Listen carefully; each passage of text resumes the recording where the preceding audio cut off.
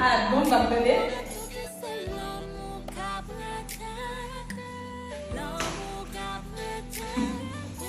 Associa no meu pago.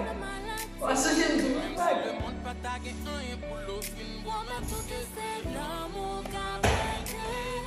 Essa mamá agora.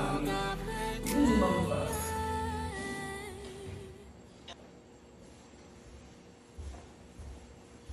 Ah, como tá passando o filho?